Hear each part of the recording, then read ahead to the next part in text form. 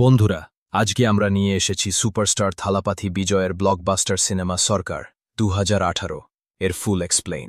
এটা শুধু একটি অ্যাকশন মুভি নয়, বরং দুর্নীতি, ভোট জালিয়াতি আর জনগণের শক্তি নিয়ে তৈরি এক অনন্য সিনেমা। তাহলে চলুন শুরু করি সরকার মুভির সম্পূর্ণ গল্প। সিনেমার শুরুতে আমরা দেখতে পাই সুন্দর রমেশ বিজয়কে। তিনি একজন আন্তর্জাতিক কর্পোরেট জায়ান্ট। দুনিয়ার সবচেয়ে বড় বড় কোম্পানি কিনে নিয়ে নিজের স্ট্র্যাটেজিতে দাঁড় করিয়ে দেন। সবাই তাকে বলে কর্পোরেট মনস্টার। ভোটের সময় দেশে ফিরে আসে সুন্দর। সে ভাবে, আমি শুধু আমার নাগরিক দায়িত্ব পালন করতে এসেছি। কিন্তু ভোটকেন্দ্রে গিয়ে অবাক হয়ে যায়, দেখে তার ভোট তো আগেই কেউ দিয়ে দিয়েছে। এখান থেকেই গল্পের আসল টুইস্ট শুরু। সুন্দর রাগে গর্জে ওঠে। সে বলে, আমার ভোট আমি নিজে না দিয়ে অন্য কেউ দিলে এটা গণতন্ত্রের হত্যার সমান। সে সরাসরি আদালতে মামলা করে। কোর্টে দাঁড়িয়ে সুন্দর বলে, আমি যদি কোটি টাকার মালিক হয়েও ভোট হারাই, তবে সাধারণ মানুষ তো প্রতিদিনই ভোট হারাচ্ছে। এই ডায়লগেই জনতার ভেতরে আগুন জ্বলে ওঠে। এবার আসি নায়িকা নীলার কথায়। তিনি কর্পোরেট অফিসার, সুন্দরকে কাজের জায়গা থেকেই চেনেন। সুন্দর যখন একা লড়াই শুরু করে, তখন নীলা তাকে সাহায্য করে। তথ্য প্রমাণ জোগাড় করা, রাজনৈতিক খেলার খবর পৌঁছে দেওয়া আর মানসিক সাপোর্ট দেওয়া, সবকিছুতেই নীলা পাশে থাকে। যদিও সিনেমায় রোমান্স কম, তবে সুন্দর আর নীলার বোঝাপড়া দর্শকদের ভালো লাগে। আদালতের রায়ে সুন্দর জেতে।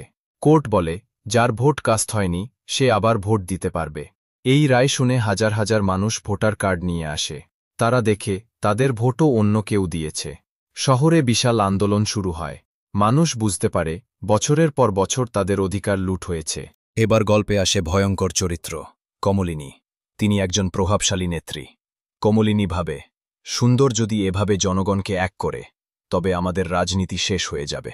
তাই সে নানা চক্রান্ত শুরু করে। টাকার প্রলোভন, মারধর, মিডিয়া ব্ল্যাকআউট, এমনকি হত্যার চেষ্টা। কিন্তু সুন্দর ভাঙে না। সে বরং আরও শক্তিশালী হয়ে উঠে দাঁড়ায়। সুন্দর জানে, শুধু ভোট জালিয়াতি ফাঁস করলে হবে না, তাকে জনগণকে জাগাতে হবে। সে রাজনীতিবিদদের দুর্নীতির প্রমাণ বের করতে থাকে। কালো টাকা, বেআইনি চুক্তি, সব সামনে আনে। জনগণ আরও বেশি সুন্দরকে সমর্থন দিতে শুরু করে। এই যুদ্ধে নীলা গুরুত্বপূর্ণ সাপোর্ট সিস্টেম। সে সুন্দরকে বোঝায়, তুমি শুধু নিজের ভোটের জন্য লড়ছ না, কোটি মানুষের জন্য লড়ছ। এই কথাতেই সুন্দর ভেতরে ভেতরে আরও শক্ত হয়ে যায়। কমলিনী শেষ চেষ্টা হিসেবে সুন্দরকে খুন করতে চায়। একবার গাড়ি অ্যাক্সিডেন্ট আর একবার বোমা হামলার চেষ্টা হয়, কিন্তু সুন্দর প্রতিবারই বেঁচে যায়। আর প্রতিবারই সে আরও শক্ত হয়ে জনগণের সামনে দাঁড়ায়। শেষ লড়াইতে সুন্দর জনগণকে এক করে তোলে। সে প্রমাণ দেয় কিভাবে ভুয়া ভোট আর টাকার খেলা দিয়ে সরকার গঠিত হয়েছে। জনগণ বিদ্রোহ করে। রাস্তায় নেমে আসে হাজার হাজার মানুষ। কোর্টে সুন্দর শেষমেশ জয়ী হয়।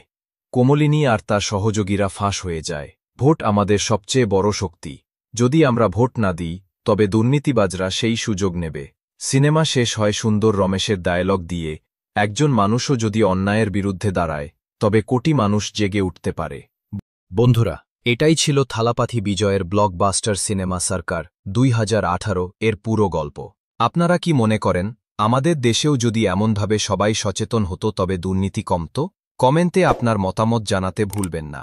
ভিডিওটি ভালো লাগলে লাইক দিন, শেয়ার করুন আর আমাদের চ্যানেল সাবস্ক্রাইব করে পাশে থাকুন। ধন্যবাদ। Yeah.